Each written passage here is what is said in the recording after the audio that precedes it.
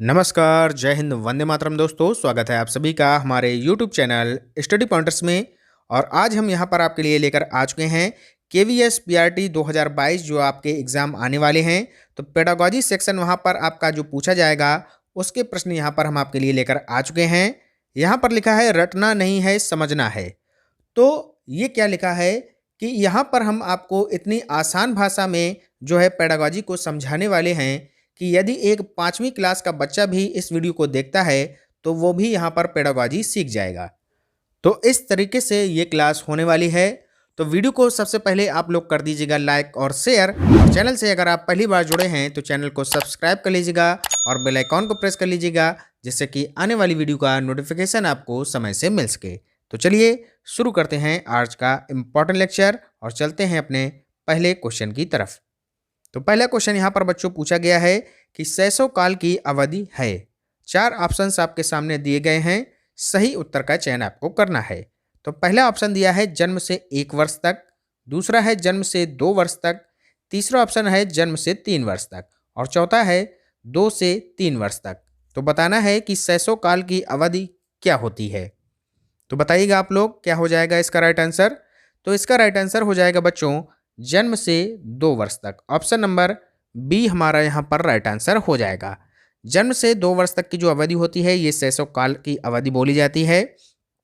बालक जो है इस अवस्था में पूर्णतया माता पिता पर आश्रित होता है, यानी कि डिपेंड होता है।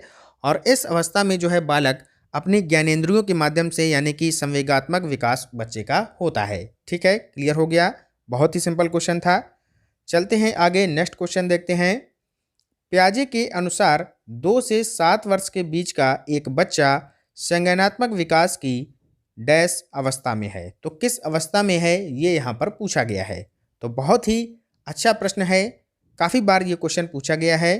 तो पहला ऑप्शन है पूर्व संक्रियात्मक अवस्था, दूसरा है औपचारिक संक्रियात्मक अवस्था, तीसरा है मूर्त संक्रियात्मक अवस्था, या फिर संवेदी गतिक अवस्था। तो अगर बात करें बच्चों पियाजे के जो संज्ञानात्मक विकास यहाँ पर पियाजे के अनुसार दिया गया था, तो उसमें जो पहली अवस्था बताई गई थी वो बताई गई थी संवेदी गामक अवस्था। ठीक है, दूसरी अवस्था थी वो थी आपकी पूर्व संक्रियात्मक अवस्था, जो थी आपकी 2 से 7 वर्ष के बीच। ठीक है, तो 2 से 7 वर्ष के बीच जो अवस्था थी वो आपकी थी पूर्व संक्रियात्मक अवस्था। इसके बाद आती है आपकी मूर्त संक्रियात्मक अवस्था और फिर आती है औपचारिक संक्रियात्मक अवस्था। तो यहाँ पर 2 से 7 वर्ष दिया गया है, इसलिए आपका राइट आंसर हो जाएगा पूर्व संक्रियात्मक अवस्था। क्लियर हो गया। चलते हैं नेक्स्ट क्वेश्चन की तरफ। नेक्स्ट क्वेश्चन यहाँ पर पूछा गया है विकास डैश से फिर खाली स्थान है की ओर बढ़ता है। तो बताइएगा कि विकास जो है कहाँ से कहाँ की ओर बढ़ता है। बहुत ही सिंपल क्वेश्चन है। आपको पता होगा बच्चों कि जो विकास है वो एक जीवन पर्यंत चलने वाली प्रक्रिया होती है, ये तो सभी को पता होगा।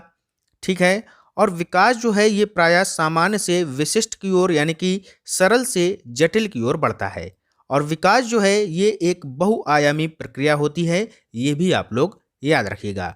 तो यहाँ पर आपका राइट आंसर हो जाएगा सामान्य से विशिष्ट की ओर, या इसी को सरल से जटिल की ओर बोला जाता है। ठीक है, तो ये ऑप्शन नंबर ए हमारा राइट आंसर हो जाएगा।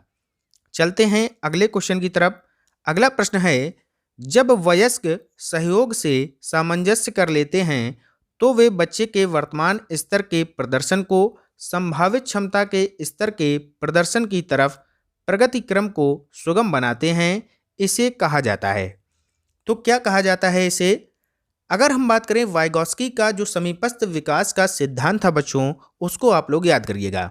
वहाँ पर उन्होंने बोला था कि जब कोई बच्चा समस्या को यहाँ पर किसी के द्वारा या फिर किसी की मदद के द्वारा, कोई भी समस्या है और किसी की मदद के द्वारा बच्चा उसको समाधान कर लेता है, तो ये क्या कहलाता है? ये कहलाता है सहारा देना, यानी कि सहयोग देना। तो ऑप्शन नंबर जो बी है ये हमारा सहयोग देना इसका राइट आंसर हो जाएगा। क्लियर हो गया। चलते हैं नेक्स्ट क्वेश्चन की ओर।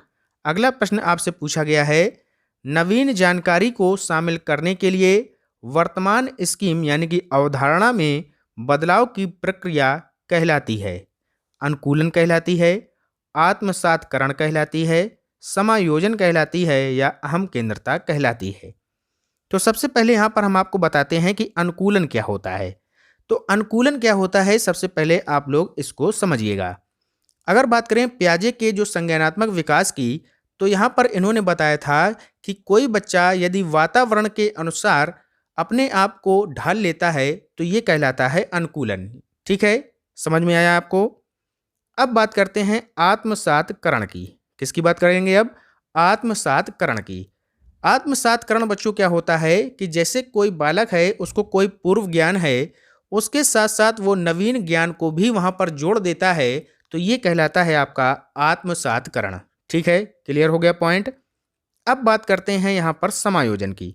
समायोजन क्या होता है कि जो उसको पूर्व ज्ञान है, यानी कि जो वर्तमान स्कीम है, पूर्व ज्ञान नहीं, जो वर्तमान में उसकी स्कीम है, जो अवधारणा है, उसको परिवर्तित करके नई स्कीम को वहाँ पर, यानी कि जो नई चीज़ें वो सीख रहा है उसको धारण कर लेता है, तो ये कहलाता है समायोजन करना। ठीक है, समायोजन करना या समायोजित करना। तो यही यहाँ पर पूछा गया है कि वर्तमान स्कीम को यहाँ पर अगर वो बदल देता है और नवीन जानकारी को शामिल कर लेता है, तो ये कहलाता है आपका समायोजन, यानी कि ऑप्शन नंबर सी हमारा यहाँ पर राइट आंसर हो जाएगा। क्लियर हो गया?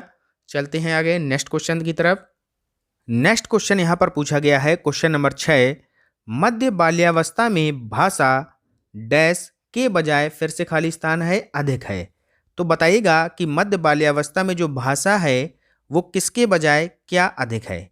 तो यहाँ पर जो आपका आंसर होगा वो हो जाएगा समाजीकृत के बजाय अहम केंद्रित, यहाँ पर भाषा जो है अधिक हो जाती है। तो ऑप्शन नंबर बी यहाँ पर हमारा राइट आंसर हो जाएगा, क्योंकि इस अवस्था में जो है बालक बाल्यावस्था से परिपक्वता की ओर उन्मुख होता है, तो इस वजह से यहाँ पर समाजीकृत के बजाय अहम केंद्रित अधिक हो जाएगी बाल्यावस्था में जो भाषा होती है। क्लियर हो गया?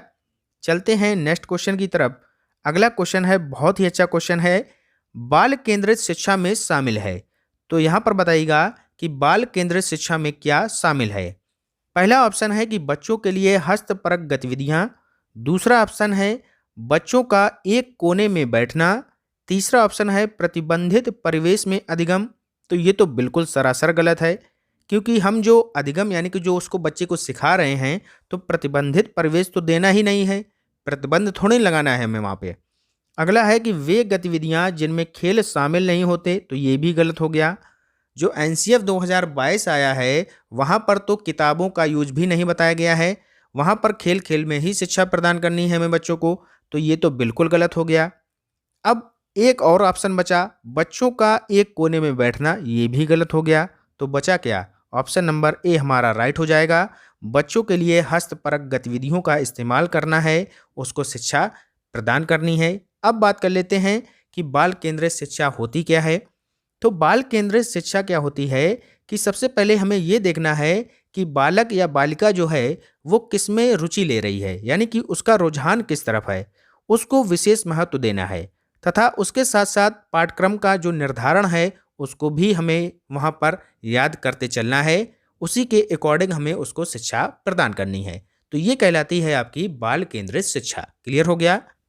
अगला क्वेश्चन है, कक्षा अध्यापक ने राघव को अपनी कक्षा में अपने कीबोर्ड पर स्वयं द्वारा तैयार किया गया मधुर संगीत बजाते हुए देखा।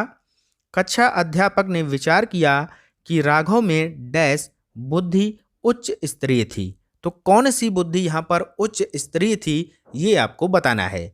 तो यहाँ पर बुद्धि से प्रश्न यहाँ पर पूछा गया है। तो सबसे पहले यहाँ पर हम बात करेंगे बहुबुद्धि का सिद्धांत किसने दिया था। बताइएगा आप लोग कि बहुबुद्धि का जो सिद्धांत है वो किसने दिया था। तो ये दिया गया था बच्चों हॉवर्ड गार्डनर के द्वारा। किसके द्वारा? हॉवर्ड गार्डनर के द्वारा यहाँ पर बहुबुद्धि का सिद्धांत दिया गया था, और इसमें इन्होंने 6 जो है बुद्धि के प्रकार बताए थे। कितने बताए थे बच्चों? 6 बताए थे। इनको आप लोग नोट कर लीजिएगा। पहला बताया था इन्होंने भाषाई बुद्धि। कौन सी बुद्धि बताया था? भाषाई बुद्धि बताया था, पहला हो गया। ठीक है, उसके बाद दूसरा नोट कर लीजिएगा, दूसरा क्या था? तो दूसरा था तार्किक और गणितीय बुद्धि। ठीक है, तीसरा यहाँ पर बताया था स्थानीय बुद्धि, चौथा बताया था शारीरिक गतिक बुद्धि, और पांचवा बताया था संगीतिक बुद्धि। ठीक है, यानी कि संगीतमय बुद्धि। और जो छठवां और अंतिम बताया था वो बताया था व्यक्तिगत बुद्धि। तो इस तरीके से 6 प्रकार यहाँ पर बुद्धि के बताए गए थे हॉवर्ड गार्डनर के द्वारा। क्लियर हो गया? तो यहाँ पर जो बुद्धि अब यहाँ पर पूछी गई है, अब आप यहाँ पर आंसर कर सकते हैं कि मधुर संगीत अगर वो बजा रहा है तो संगीतमय बुद्धि यहाँ पर आपका राइट आंसर हो जाएगा। ऑप्शन नंबर सी के साथ यहाँ पर हम चले जाएंगे। क्लियर हो गया? बहुत ही सिंपल क्वेश्चन था। चलते हैं नेक्स्ट क्वेश्चन की तरफ।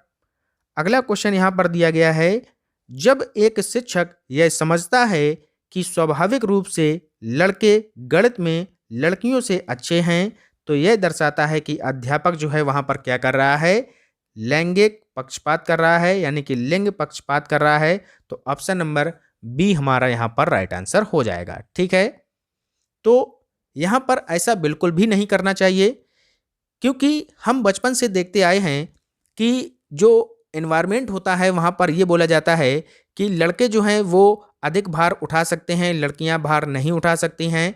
तो ये जो है क्या दर्शाता है, एक लैंगिक यानी कि जेंडर पक्षपात को दर्शाता है। जैसे कुछ लोग बोल देते हैं कि लड़के रोते नहीं हैं, ठीक है, और लड़कियां जो हैं वो रोती हैं। तो ऐसा हमें बच्चों को वहाँ पर उनके सामने नहीं बोलना है। लैंगिक जो पक्षपात है वो बिल्कुल नहीं करना है। ठीक है, तो अब यहाँ पर आपको क्लियर हो गया होगा। ऑप्शन नंबर बी हमारा यहाँ पर राइट आंसर हो जाएगा। नेक्स्ट क्वेश्चन यहाँ पर पूछा गया है, समावेशी शिक्षा मानती है कि हमें डैश को, फिर यहाँ पर खाली स्थान है, के अनुरूप बदलना है। तो किसको किसके अनुरूप बदलना है ये यहाँ पर समावेशी शिक्षा मानती है, ये आपको बताना है। तो चलिए यहाँ पर चर्चा कर लेते हैं कि समावेशी शिक्षा होती क्या है।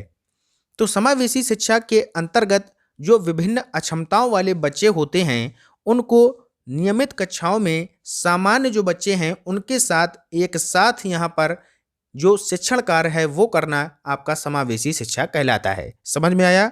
नहीं आया तो फिर से समझिएगा। समावेशी शिक्षा क्या है कि कोई एक कक्षा है, वहाँ पर चाहे वो दिव्यांग बालक हो या सामान्य बालक हो, ठीक है, दोनों तरह के वहाँ पर बालक और बालिकाएं होंगी, और वहाँ पर एक ऐसा एनवायरनमेंट यानी कि वातावरण हम वहाँ पर उसका विकास करेंगे कि जिससे जो कक्षा है वो बालकों के अनुरूप वहाँ पर ढल जाए और वो आसानी से समझ सकें। जो भी टीचर वहाँ पर पढ़ा रहा है वो बहुत ही सरल भाषा में वहाँ पर समझ सकें, ऐसा एनवायरनमेंट वहाँ पर हमें क्रिएट करना होगा। अब तो यहाँ पर समझ में आ गया होगा। तो ये बात यहाँ पर आप लोगों को समझनी है।